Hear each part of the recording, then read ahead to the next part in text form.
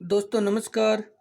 स्वागत है आप सभी का एमजीवी स्टडी पॉइंट में। तो दोस्तों मिक्स क्वेश्चन सीरीज लेकर के उपस्थित है। आज की हमारी सीरीज नंबर है 20। बात कर रहे हैं सीरीज नंबर 20 में। आज हम बात करेंगे मैथ के क्वेश्चन की, और ये सीरीज मैथ की है। एमसीक्यू टाइप के टोटल 15 क्वेश्चंस तो सॉल्व करेंगे फुल डिटेल के साथ 15 क्वेश्चन को। बने रहे इस वीडियो के साथ में लास्ट तक, लाइक शेयर करते रहे।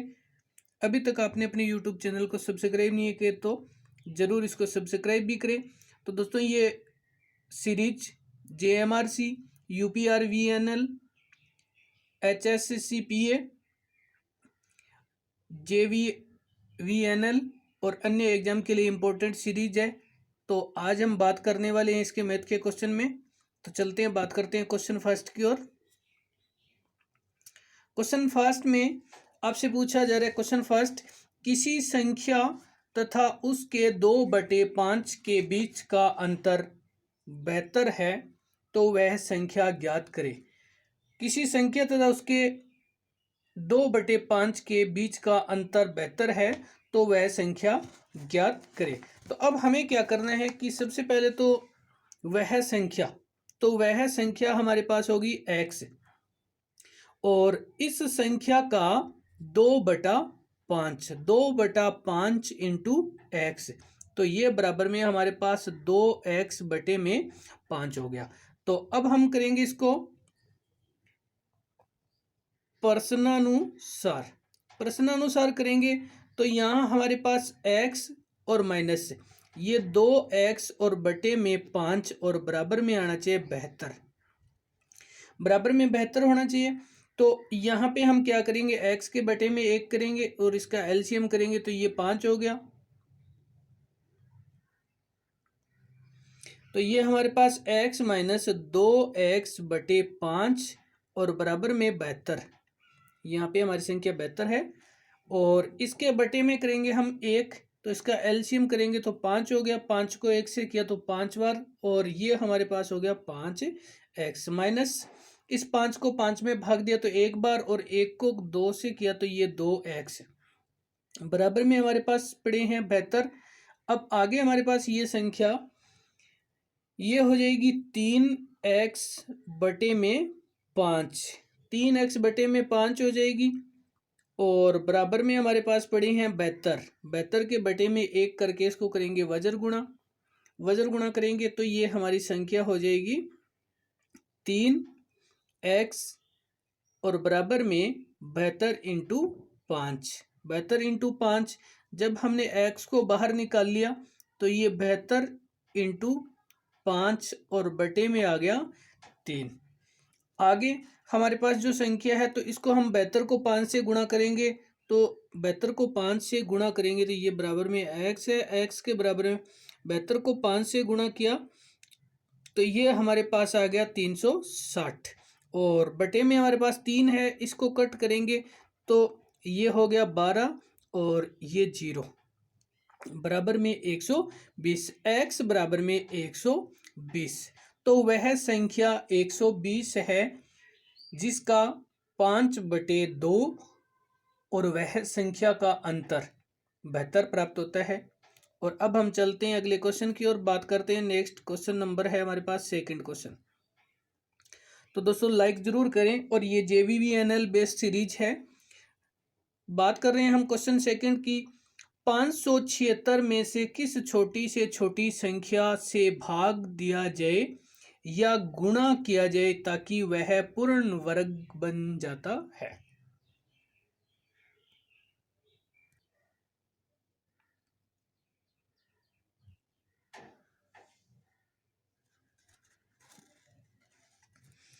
तो यहाँ पे हमारे पास संख्या है 567, और अब हम करेंगे 567 को।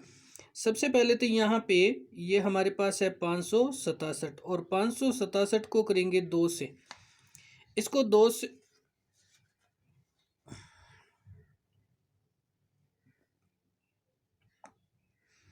क्वेश्चन सेकंड में 567 में से किस छोटी से छोटी संख्या से भाग दिया जाए या गुणा किया जाए। या तो आपको भाग देना है या गुणा करना है उस छोटी से छोटी संख्या, ताकि ये पूर्ण वर्ग बन जाए। तो सबसे पहले तो हम ये करेंगे कि इसमें हमारे पास संख्या है 567।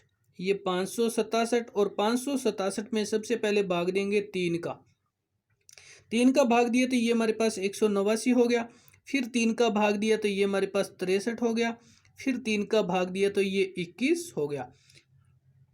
और फिर आगे आगे हमारी संख्या है, ये है, इसमें 3 का भाग दिया तो ये हमारे पास संख्या होगी 7, और फिर 7 में दिया तो ये संख्या होगी 1। अब हमारे पास हमें क्या करना है, वर्ग बनाना है। और वर्ग बनाने के लिए हमारे पास क्या होते हैं, जोड़े लेने होते हैं।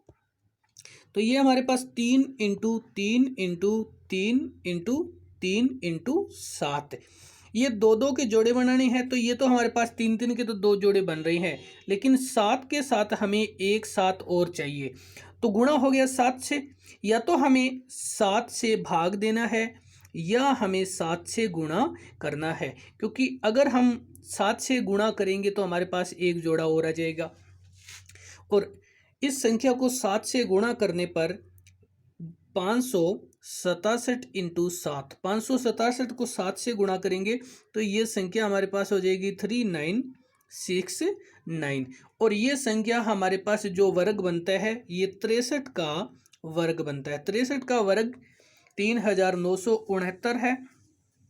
और अगर हम इस संख्या को भाग दें, 7 से गुणा न करके 7 से भाग दें, तो भाग देने पर ये संख्या हमारे पास आती है 81, जो हमारे पास 9 का वर्ग है। क्योंकि यहाँ पे हमारे पास 3 इंटू 3, फिर 3 इंटू 3 और ये 3, क्योंकि 3 3 के जोड़े बचेंगे हमारे पास 2, क्योंकि 7 का भाग देंगे तो 7 से 7 कट जाएंगे।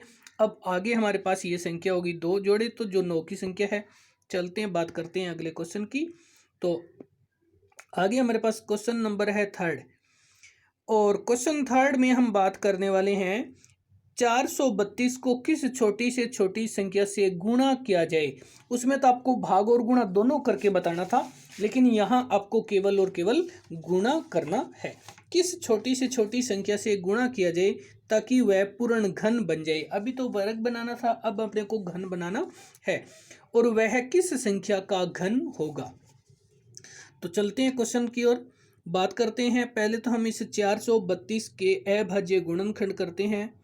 432 में सबसे पहले हम भाग करेंगे इसमें 2 का, तो ये हमारे पास 216 हो जाएंगे। और 216 में 2 का भाग देंगे तो ये हमारे पास 108 हो जाएगा। 108 में भाग देंगे तो ये हमारे पास हो जाएगा 54। फिर आगे हमारे पास संख्या 54, और इस 54 में भाग देंगे हम 2 का, तो ये हमारे पास हो गया 27। अब आगे 27 में हम भाग देंगे 3 का, तो ये हमारे पास हो गया 9। फिर 9 में 3 का दिए तो ये 3, फिर 3 में दिया तो ये 1। अब हमें क्या करना है कि उस संख्या के जोड़े बनाने हैं। तो घन संख्या में हमें घन के लिए 3 3 के जोड़े बनाने होते हैं। तो ये तो हमारे पास 3 3 के 3 वाले जोड़े तो बन जाते हैं, और 2 वाले जोड़े भी बन जाता है 1, लेकिन अब हमारे पास 2 कम है। तो यहाँ पे हमारे पास 2 इंटू 2 इंटू 2 इंटू 2 और 3 इंटू 3 इंटू 3। घन के लिए हमें 3 के जोड़े चाहिए, तो ये तो हमारा एक जोड़ा तो कंप्लीट है।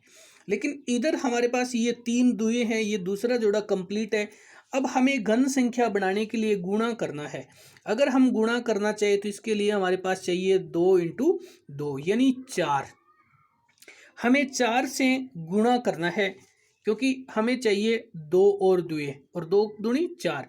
हमें इस संख्या को 4 से गुणा करना चाहिए, और 4 से गुणा करने पर यह संख्या हमारी घन संख्या बन जाएगी। और ये संख्या गुणा करने पे ये घन संख्या बनेगी 12 की। 12 की घन संख्या बनेगी, क्योंकि हमारे पास एक दुआ है। फिर 4 से गुणा करने के बाद में एक 2 का जोड़ा और हो जाएगा, एक 3 का जोड़ा बड़ा है। इन सभी को गुणा किया तो ये 12 हो गया। ये 12 की घन संख्या बन जाएगी। अगर आपसे पूछ लिया भाग दिया जाना चाहिए तो भाग 2 का देना होगा। चलते हैं, बात करते हैं अगले क्वेश्चन की। आगे हमारे पास नेक्स्ट क्वेश्चन नंबर है 4। क्वेश्चन 4 में 2 संख्याओं का योग 2 है। दो संख्याओं का योग, यहाँ पे ये 29 है, दो संख्याओं का योग 29 है और उन संख्याओं के वर्गों का अंतर 145 है, तो उन संख्याओं का अंतर ज्ञात कीजिए। तो अब आपसे यहाँ पे कि दो संख्याओं का योग तो 29 है, अगर उन संख्याओं को जोड़ा जाए तो 29 है, और संख्याओं के वर्गों का अंतर 145 है, तो उन संख्याओं का अंतर ज्ञात करें। आपको क्या करना है, अंतर ज्ञात करना है। तो चलते हैं, करते हैं क्वेश्चन को सोल्व।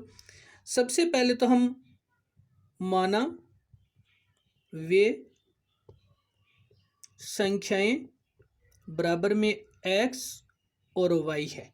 माना वे संख्या x और y है, प्रश्नानुसार करेंगे तो हमारे पास होना चाहिए x प्लस वाई बराबर में 29, क्योंकि दोनों संख्याओं का योग है 29, दोनों संख्याओं का योग 29 है। और अगर हम करेंगे इसका स्क्वायर तो ये वर्ग हो गया, और वर्गों का अंतर बराबर में आता है 145। अब हमारे पास ये जो संख्या है एक बार इधर स्क्वायर में है, तो इस संख्या को हम कर सकते हैं x प्लस वाई ब्रैकेट बंद और x माइनस वाई बराबर में 145, क्योंकि यहाँ पे दोनों संख्या के स्क्वायर है तो एक बार प्लस में और एक बार माइनस में हम इसको कर सकते हैं। अब आगे हमारे पास ये संख्या जो आई है, अब x माइनस वाई बराबर में 145/29, क्योंकि हमें क्या करना है, इस संख्या को अंतर करना है कि अंतर क्या होगा। आपको अंतर ज्ञात करना है कि x प्लस वाई को जोड़े तो 29 आता है, और x की स्क्वायर माइनस वाई की स्क्वायर यानी वर्ग का अंतर करे तो 145 आता है, लेकिन केवल अंतर ज्ञात करना है। तो हमें x माइनस वाई बराबर में, और इसको कट करेंगे तो ये 5 पे कटेगा, 29 का 145 में भाग देंगे तो 5। अब यहाँ पे x माइनस वाई बराबर में, यानी इन दोनों का अंतर जो 5 प्राप्त होता है, x और y यानी दोनों संख्याओं का जो अंतर है वो 5 प्राप्त होता है। और चलते हैं इसी के साथ में अगले क्वेश्चन की ओर बात कर लेते हैं। आगे हमारे पास क्वेश्चन नंबर है 5th। क्वेश्चन 5th में आपसे कहा जा रहा है कि दो संख्याओं का गुणनफल 216 है, दो संख्याओं का गुणनफल 216 है। यदि में से 6 है तो इनका लय से क्या होगा। आपको ज्ञात करना है लय से। दो संख्याओं को अगर गुणा किया जाए तो 216 आता है, और में से इसका 6 है, तो आपको ज्ञात करना है लय से। तो सबसे पहले तो हम करते हैं इस क्वेश्चन को सोल्व। इस क्वेश्चन को सोल्व करने के लिए माना वे संख्याएं बराबर, माना वे संख्याएं 6x व 6y है। माना वे संख्या 6x और 6y है, और 6x इंटू 6y बराबर में 216, क्योंकि इन दोनों को गुणा किया जाए तो 216 प्राप्त होती है। और अब हम आगे करेंगे तो यहाँ पे एक्स वाई बाहर आ गया, और ये 216 और 6 इंटू 6 भाग में चले गए, जो इनके साथ थे वो भाग में चले गए, और इनको कट किया तो ये हमारे पास आ गया 6, ये हमारे पास 6 हो गया। अब हमें ज्ञात करना होता है लय से। लय से को ज्ञात करने के लिए 6xy बराबर 6 इंटू 6, और ये लय से हो गया इसका 36, लय से इसका 36 हो गया है जो हमें ज्ञात करना था, लय से 36 हो गया। और चलते हैं नेक्स्ट क्वेश्चन की ओर बात कर लेते हैं अगले क्वेश्चन की। आगे हमारे पास क्वेश्चन नंबर है 6। क्वेश्चन 6, यदि a का मान b के मान से 25% कम है, यानी a का मान b के मान से 25% कम है, तो b का a के मान से कितना प्रतिशत अधिक है। यानी मान तो 25% कम दे रखा है आपको, लेकिन आपसे पूछा है कि उसका अधिक कितना है। तो करते हैं इसको सोल्व। इसको सोल्व करने के लिए सबसे पहले यहाँ पे प्रतिशत अधिक है, किसी का जो ए या बी का आपको दे रखा है, प्रतिशत अधिक, और प्रतिशत अधिक के लिए ऊपर तो लिखते हैं कम, यानी कितना कम है, और बटे में लिखते हैं 100 माइनस कम, और गुणे में लिखते हैं 100, गुणा में 100 लिखते हैं। अब आगे हमारे पास यहाँ पे हमें करना है प्रतिशत और जो अधिक है, प्रतिशत अधिक बराबर में, अब कम है 25 और 100 माइनस 25 तो ये 75 हो गया, गुणा करना है हमें 100 से। इस 25 से इस 75 को काटेंगे तो ये 3 पे कट हो गए, और इस 3 को 100 से काटेंगे तो ये हो जाएगा 33/1/3%, जो कि ये इसका अधिक है। 33/1/3% उसका अधिक है। चलते हैं, बात करते हैं अगले क्वेश्चन की। आगे हमारे पास क्वेश्चन नंबर है 7। क्वेश्चन 7 में यदि 15 वस्तुओं का विक्रय मूल्य 5 वस्तुओं के विक्रय मूल्य के बराबर है, तो यहाँ पे हमें बताया है कि 15 वस्तुओं का विक्रय मूल्य 5 वस्तुओं के, ये वी कट है यहाँ पे, क्रय मूल्य के बराबर है, यहाँ पे क्रय मूल्य के बराबर है। तो लाभ या हानि प्रतिशत, यानी 5 वस्तु बेचने पर उतना प्राप्त होता है जितने हमें 5 वस्तु खरीदनी होती है। तो अब सबसे पहले तो हम इस क्वेश्चन को सोल्व करने के लिए यहाँ पे करेंगे लाभ या हानि प्रतिशत। लाभ या हानि प्रतिशत ज्ञात करने के लिए हमें यहाँ पे खरीदी वस्तु और गुणा में हमें करनी होती है बेची गई वस्तु, और बटे में करना होता है हमें बेची गई, और गुणा करना होता है 100 से, 100 से गुणा करना होता है। तो यहाँ पे हमारे पास सबसे पहले तो ये देखेंगे खरीदी हमने 5, यानी क्रय मूल्य 5 के बराबर, और माइनस बेची हमने 15, और बटे में बेची गई, तो बेची गई 15, और गुणा में हमें करना है 100। इसको पहले तो हम करेंगे तो ये हमारे पास हो जाएगी इधर माइनस हो करके, ये संख्या हमारे पास हो जाएगी 10/15 गुणा में 100, 10/15 गुणा में 100 हो जाएगी। इसको हम कट करेंगे तो ये 5 दिए 15 और ये 2 5 10, ये संख्या हमारे पास 200/3 हो गई, और इस 200/3 को काटते हैं तो ये 66/2/3% प्राप्त होता है। ये हमारे पास आ गया कि उसको लाभ होगा जो 66/2/3%। और अब हम चलते हैं, बात करते हैं अगले क्वेश्चन की। तो आगे हमारे पास क्वेश्चन नंबर है 8। क्वेश्चन 8 में हम बात करने वाले हैं, राम ने एक मोबाइल 20% छूट पर खरीदा और 460 में बेचने पर उसे 15% लाभ प्राप्त होता है, तो बताओ उस मोबाइल का अंकित मूल्य क्या था। आपको ज्ञात करना है उस मोबाइल का अंकित मूल्य। तो राम ने मोबाइल 20% छूट पे खरीद करके 460 में बेचने पर उसे 15% लाभ प्राप्त होता है, तो बताओ अंकित मूल्य क्या है। तो अब हम सबसे पहले तो इस क्वेश्चन को सोल्व करने के लिए माना अंकित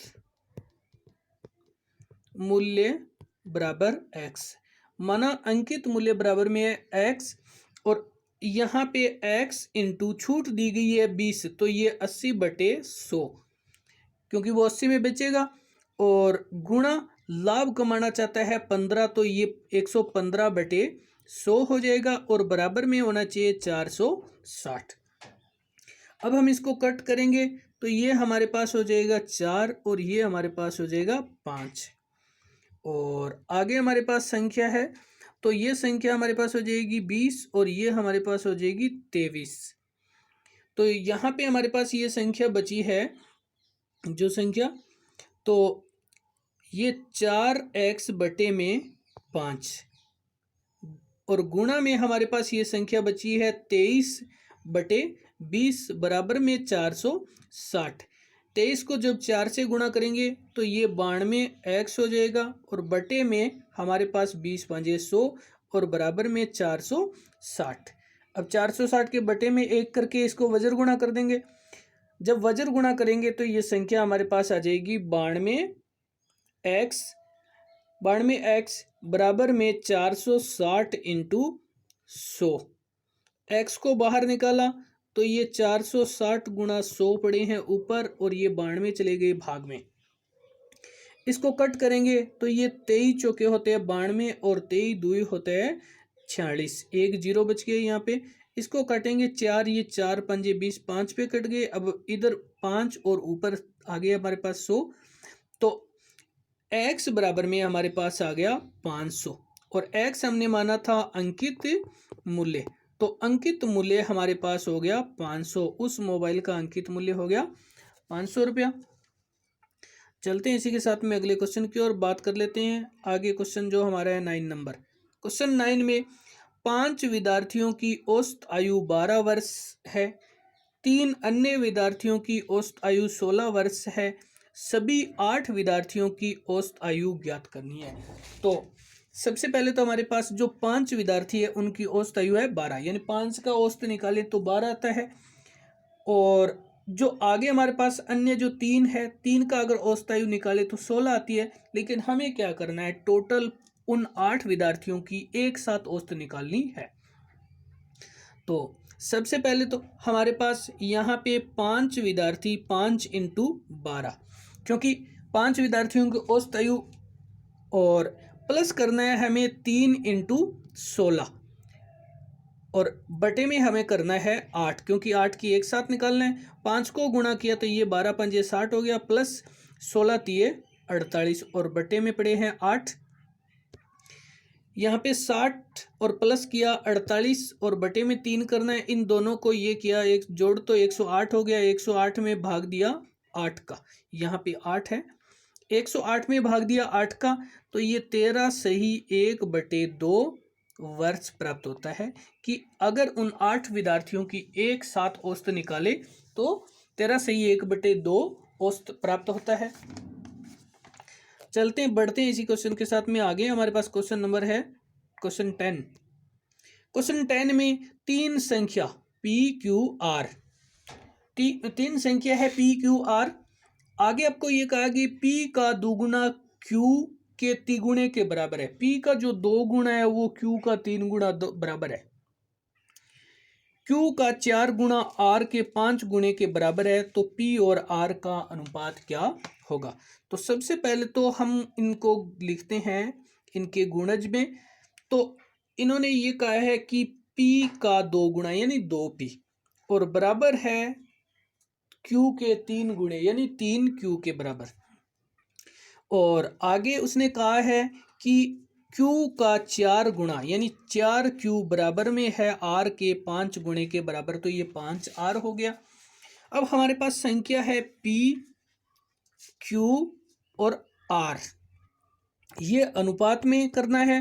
तो इस संख्या को अनुपात में करने के लिए हमारे पास P, Q और R, P Q R को अनुपात में करने के लिए इन्हें सबसे पहले बोला है कि 2P बराबर में 3Q के है। तो यहाँ पे हम P लिख सकते हैं 3 और Q हो गया, क्योंकि ये दोनों एक दूसरे के बराबर है।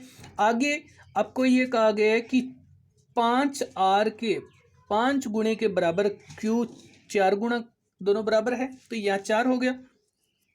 और आगे आपको ये कहा गया कि R के 5 गुणे के बराबर Q है, तो यहाँ पे हम लिखेंगे 5, क्योंकि वो बराबर है तो हम किसी को मान सकते हैं। अब सबसे पहले तो इस 3 को 5 से गुणा करेंगे, फिर करेंगे इस 2 को और फिर करेंगे 4 को। तो इस प्रकार से हमारे पास ये n बनता है। इस n के अकॉर्डिंग गुणा करना है। तो इस 5 को 3 से गुणा करेंगे तो ये हमारे पास आ गया 15 अनुपात, ये P का अनुपात है। फिर आगे Q और फिर यहाँ पे R। फिर Q को करेंगे 2 से 5 को गुणा करेंगे तो ये 10 हो गया अनुपात, और आगे 2 को 4 से करेंगे तो ये 8 हो गया। अब हमारे पास संख्या है ये 15 और 10 है, वो तो कटते हैं 5 5 से, और ये 5 से नहीं कटेगी। और ये जो 10 और 8 है ये 2 से कट जाएगी, लेकिन 15 नहीं कटेगी, तो इसका और अभाज्य गुणनखंड नहीं होगा। अब आपसे पूछा है कि P अनुपात R क्या है, तो P तो हमारे पास है 15 और R है हमारे पास 8, तो हमारा आंसर हो जाएगा 15:8, यही हमारा आंसर है। और चलते हैं इसी के साथ में अगले क्वेश्चन की ओर। आगे हमारे पास क्वेश्चन नंबर है 11।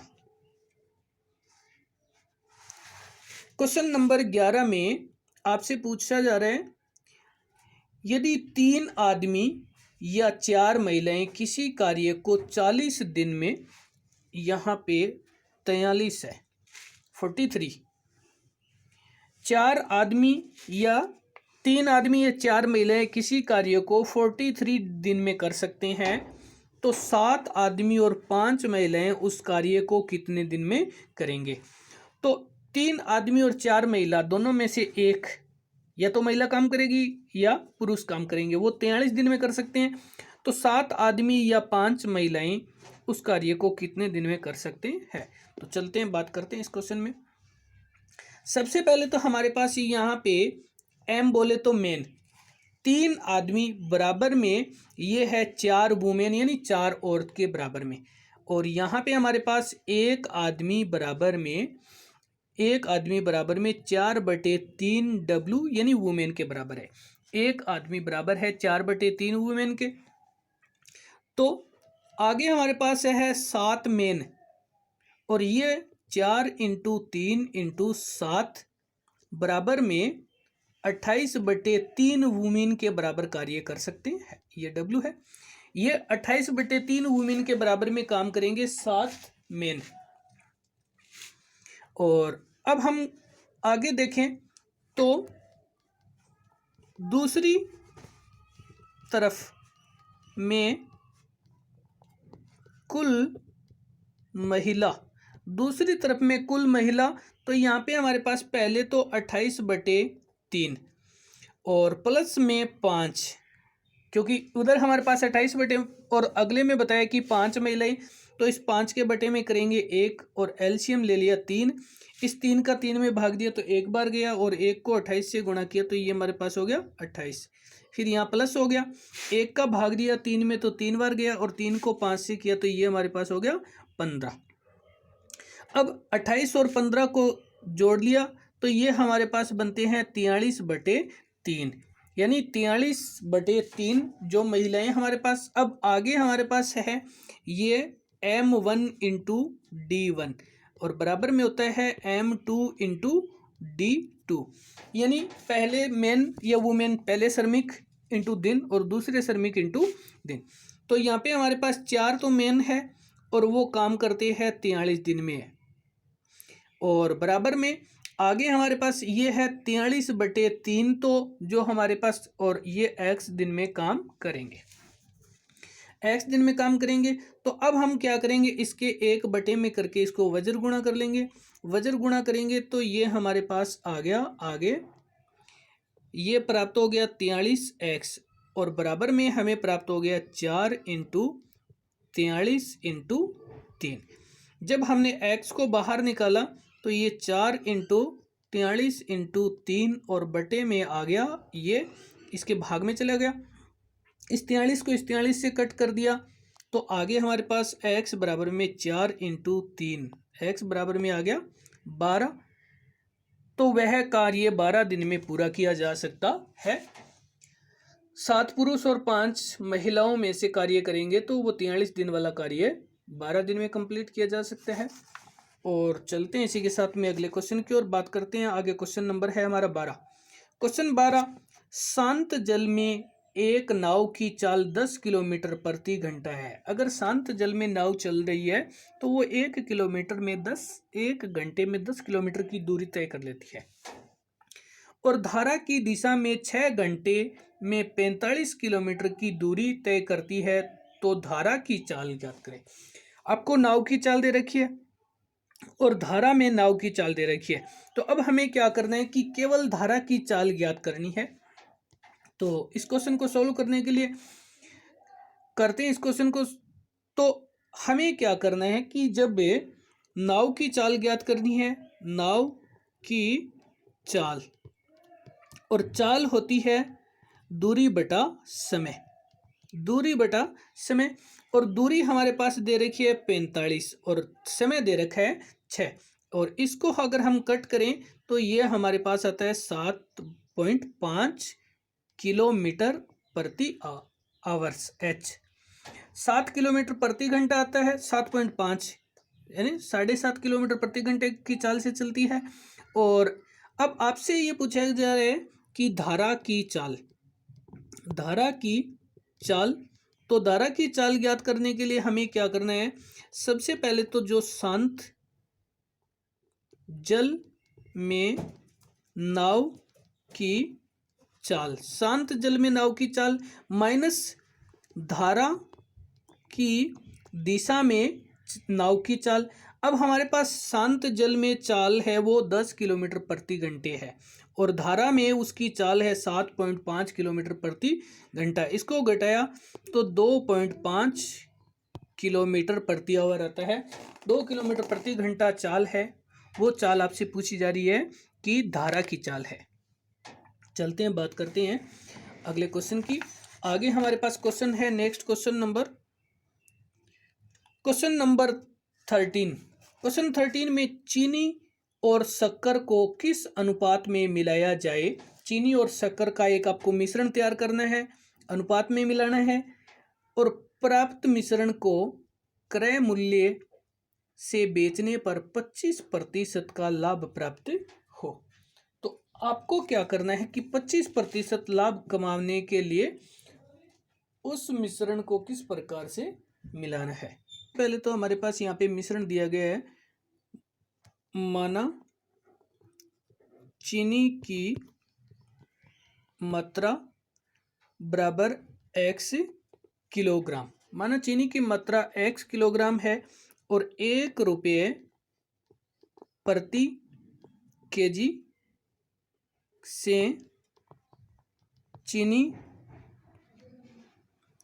का मूल्य, 1 किलोग्राम चीनी के 1 रुपये प्रति किलोग्राम से 1 इंटू एक्स बराबर में x रुपये, यानी चीनी की मात्रा x केजी ले ली हमने, और 1 रुपये किलोग्राम के हिसाब से x किलोग्राम चीनी की जो होगी x रुपये होगी। अब आगे हमारे पास इसी प्रकार से शक्कर की मात्रा, शक्कर की मात्रा, तो यहाँ पे हमारे पास y केजी है, शक्कर की मात्रा y केजी है, और इसका जो मूल्य है, शक्कर का मूल्य बराबर में 0 रुपये किलो प्रति किलोग्राम।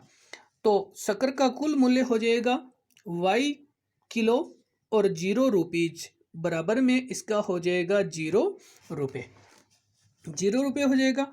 और अब हमें क्या करना है, उस मिश्रण को बेचने पर लाभ प्राप्त बराबर में 25% हमें लाभ प्राप्त करना है, और 25% लाभ कमाने के लिए वो भी हमें क्या करना है, क्रय मूल्य पर 25% का लाभ कमाना है।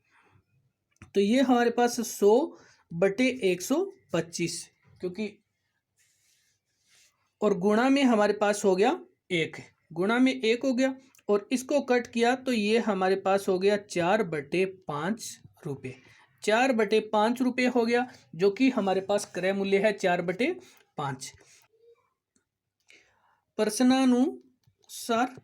प्रश्नानुसार हम करेंगे x बराबर में, ये तो हमारे पास है रुपये, 4/5 रुपये, और ये हमारे पास x प्लस वाई का मिश्रण है, x प्लस वाई का मिश्रण किया। तो अब हम क्या करेंगे, इस x को तो गुणा कर लेंगे 5 से, और इस 4 को गुणा करेंगे इसमें, तो आगे हमारे पास ये 5x और बराबर में 4x प्लस 4y प्राप्त होता है, और इस 4x को इधर किया तो ये 5 में से तो ये 1x बच गया, और बराबर में हमारे पास 4y प्राप्त हो गए। तो अब आगे हमारे पास ये अनुपात आ गया, जो x का अनुपात था, तो ये हमारे पास 4:1 में प्राप्त होता है, 4:1 में प्राप्त होता है कि किस मिश्रण में मिलाया जाए, तो इसका मिश्रण 4:1 हो जाएगा। और चलते हैं, बात करते हैं अगले क्वेश्चन की। आगे हमारे पास क्वेश्चन नंबर है 14। क्वेश्चन नंबर 14 में गीता और सीता की आयु का अनुपात 8:5 है। दोनों की आयु का अनुपात 8:5 है। यदि दोनों की वर्तमान आयु का योग 26 है, अगर वर्तमान आयु का योग 26 है तो गीता की आयु क्या है, यानी हमें गीता की वर्तमान आयु ज्ञात करनी है। तो सबसे पहले तो हम माना गीता व सीता की आयु बराबर 8x व 5x है। माना गीता और सीता की आयु 8x व 5x है। और अब आगे हमारे पास, तो आगे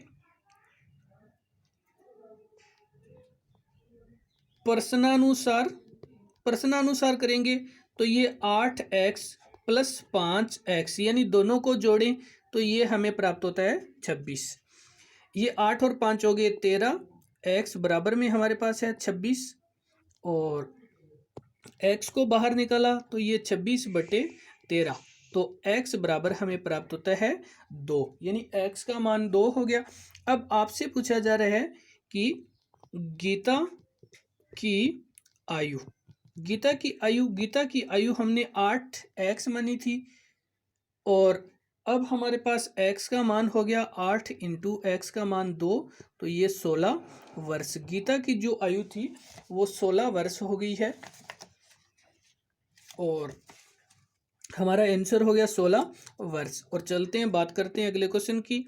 आगे हमारे पास क्वेश्चन नंबर दे रखा है क्वेश्चन नंबर 15। क्वेश्चन नंबर 15 में आपसे पूछा जा रहा है कि 140 × 140 + 60 × 280 + 60 × 60 हल करो। का हल होगा, इसको हल करेंगे तो पहले तो हमारे पास जो संख्या है इस संख्या को हम सोल्व करेंगे। तो यहाँ पे हमारे पास ये संख्या होगी 140 × 140 और यहाँ पे हमारे पास ये 280 है। ये पहले तो प्लस का निशान है, इस 280 को हम लिख सकते हैं 2 × 140 और गुणा में हम कर सकते हैं 60। आगे हमारे पास 60 है और प्लस का निशान है। आगे हमारे पास है 60 × 60, ये हमारे पास संख्या होगी। अब हम इस संख्या को इस प्रकार से लिख सकते हैं कि पहले हमारे पास 140 × 140 है तो इसको स्क्वायर लिख सकते हैं और प्लस लिख सकते हैं 2 और ब्रैकेट में लिख सकते हैं 140 और आगे लिख सकते हैं हम 60, इधर ये हमारे पास है और प्लस आगे हमारे पास 60 × 60 है तो ये स्क्वायर कर सकते हैं। अब इसको स्क्वायर किया तो अब हमारे पास आगे ये संख्या होगी, तो माना 140 बराबर में a और 60 बराबर में b। माना 140 बराबर में a हो गया और 60 बराबर में हो गया b। अब इस क्वेश्चन को हम सोल्व करने के लिए हमारे पास यहाँ पे ये है a की स्क्वायर प्लस 2ab और प्लस में b की स्क्वायर है। तो आगे हमारे पास ये संख्या जब यहाँ पे a की square plus 2ab plus b की स्क्वायर है तो इस संख्या को हम a + b क्यों कर सकते हैं।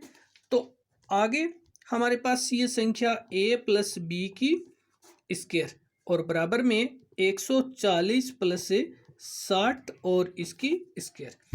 140 और 60 को किया तो ये हमारे पास हो गया 200, दोनों को किया और ये हमारे पास ऊपर स्क्वायर पड़ी है, जब इसको स्क्वायर किया तो ये हमारे पास हो गया 4000। तो ये हमारे पास इसका स्क्वायर हो गया 4000 और हमारी जो संख्या है इसको अगर हम करें तो ये हमारे पास आंसर और प्राप्त होते हैं 40,000।